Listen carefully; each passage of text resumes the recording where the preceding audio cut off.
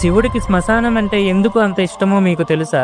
ఒకరోజు పార్వతీదేవి శివుడితో, స్వామి, శుభ్రమైన కైలాసంలో చింతామణి గృహం ఉండగా, అంతులేని ఐశ్వర్యం ఉండగా, మిమ్మల్ని ప్రేమించే నేను ఉండగా శ్మశానంలో ఎందుకు ఉంటున్నారు అని అడుగుతుంది. శివుడు చిన్నగా నవ్వి, దేవి, బ్రతికి ఉన్నంత కాలం అన్ని చోట్లకు తిరుగుతారు. నేను గొప్పవాడిని అని ఒకడంటాడు, నేను తెల్లగా ఉన్నా అని ఇంకొకడంటాడు, నేను ధనవంతుడిని అని కొందరు, నేను ఎక్కువ కులం వాడిని అని మరికొందరు అంటారు. ఇన్ని ఉన్నా చివరికి ఊపిరి బయటకు వెళ్లిపోయిన తరువాత వాడిని తీసుకుని వెళ్లి పాడి మీద పడుకోబెట్టి శ్మశానానికి తీసుకుని వచ్చి అక్కడ కర్రల మీద పడుకోబెట్టి కాలుస్తూ ఉంటే ఆత్మ పైకి లేచి నిలబడుతుంది. పుర్రె పగిలిపోయిన తర్వాత కన్న కొడుకు కూడా స్నానం చేసి వెళ్లిపోతుంటే చీకటి పడ్డాక ఆత్మ చుట్టూ ఉన్న భూతాలను చూసి భయపడుతూ, నా అనుకునే వాళ్ళు అందరూ నన్ను వదిలేసి వెళ్లిపోయారు, బ్రతికున్నన్నాళ్ళు వాళ్ళు నా వాళ్లే అని అనుకున్నాను, ఇప్పుడు వాళ్ళలో ఒక్కరు కూడా నాతో లేరు అని ఏడుస్తుంటే, నేను ఉన్నానురా భయపడకు అని చెప్పడానికి నేను ఇక్కడ లేకపోతే